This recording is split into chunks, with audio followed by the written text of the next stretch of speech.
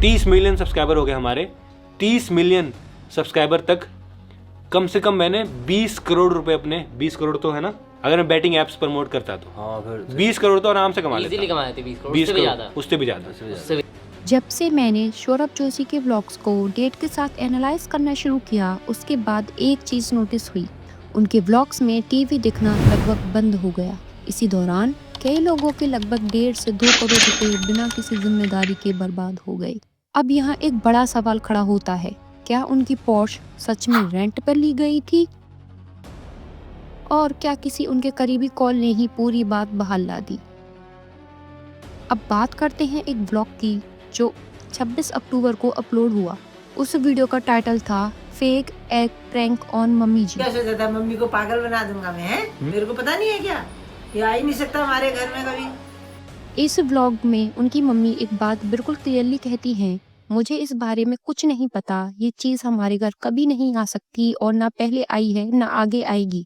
भी अंडा या कोई और भी नॉन वेज आइटम यूज़ नहीं होता। लेकिन यहाँ पर कहानी थोड़ी इंटरेस्टिंग हो जाती है। 21 मई को अपलोड हुए एक पुराने व्लॉग में अगर आप 29 सेकंड के अराउंड देखें तो स्क्रीन पर एक चीज़ क्लियरली नज़र आती है जो अंडा लगती है। अब फैंस का कहना होगा हो सकता है वो बटर हो, लेकिन अगर आप ध्यान से साइड में देखें तो वहाँ घी साफ दिख रहा होता है। ब्रेड घी में टोस्ट की गई होती है और ऊपर जो येलो पोर्शन है वो बिल्कुल एग यॉक जैसा ही लगता है।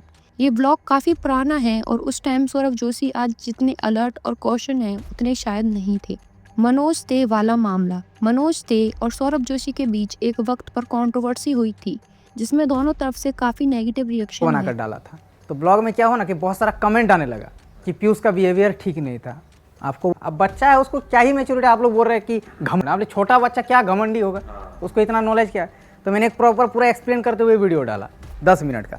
अब यहाँ एक और चीज़ नोटिस करने लायक है, जब मिस्टर इंडियन हैकर ने सौरभ जोशी के साथ कोलैब किया तो उन्होंने भी टाइटल में सिमिलर वर्ड्स यूज़ किए, लेकिन ना तो उन्हें ब्लॉक किया गया और ना ही कोई बड़ा इशू बना। इससे ये लगता है कि क्रिएटर्स को जज करने का क्राइटेरिया कभी कभी उनके सब्सक्राइबर बेस भी होता है। प्रमोशन और कंट्रोवर्शियल प्रोडक्ट। एक Q&A वीडियो में सौरभ जोशी बोलते हैं कि वो कभी भी गलत चीज़ प्रमोट नहीं करना चाहेंगे। 30 मिलियन सब्सक्राइबर हो गए हमारे।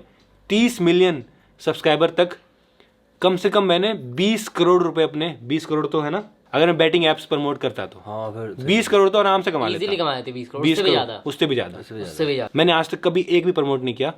तो हाँ, लेकिन रियलिटी ये है कि आदिवासी हेयर ऑयल जैसे प्रोडक्ट का प्रमोशन उनके व्लॉग्स में किया गया था जिसके एड्स पर लगभग 10 मिलियन व्यूज आए। अगर सिर्फ 1000 लोगों ने भी उस प्रोडक्ट को खरीदा होगा तो लोगों के करीब 1.5 करोड़ रुपए सिर्फ भरोसे के नाम पर वेस्ट हो गए। प्रमोशन के बाद उन्हें इतनी क्रिटिसिज्म्स मिली कि वो व्लॉग हटाना पड़ा। कार्स और इमेज बिल्डिंग। ब्लैक पॉर्श को लौटाने के पीछे जो वजह बताई गई वो पूरी तरह कन्विंसिंग नहीं थी। असलियत ये है कि वो कार लगभग 6 साल पुरानी थी और सौरभ जोशी उनके थर्ड ओनर थे। येलो पॉर्श भी कोई ब्रांड न्यू नहीं है, वो भी काफी पुरानी है और ओनरशिप भी सेकंड या थर्ड ही है। फैंस के साथ बिहेवियर। काफी लोग ये कहते हैं कि सौरभ जोशी का एटीट्यूड पहले जैसा नहीं रहा। एक वीडियो में क्लियरली दिखाई देता है कि फैंस मिलने के लिए रुकते हैं लेकिन उनकी मर्सिडीज बिना रुके तेज स्पीड में निकल जाती है और फेस भी हाइड किया जाता है। ऐसी सिचुएशन में अगर कोई सामने आ जाता तो बड़ा एक्सीडेंट भी हो सकता था। बाद में उनके पापा का बिहेवियर भी कुछ ऐसा ही दिखता है। भाई ये तो कुछ ज्यादा है, बहुत एटीट्यूड था भाई, वहाँ से आराम से आया। अंकल अंकल अंकल भाई ये देखो कितना एटीट्यूड है अंकल में। स्क्रिप्टेड व्लॉग्स का एग्जांपल। 20 नवंबर के एक व्लॉग में 25 सेकंड के अराउंड पीयूष के बाल छोटे दिखते हैं जो मॉर्निंग टाइम इंडिकेट करता है, लेकिन उसी व्लॉग में 5 मिनट 10 सेकंड पर बाल अचानक बड़े हो जाते हैं जबकि कपड़े बिल्कुल सेम रहते हैं। ये एक स्ट्रॉन्ग इंडिकेशन है कि व्लॉग्स को कट करके स्टोरी के हिसाब से एडिट किया जाता है।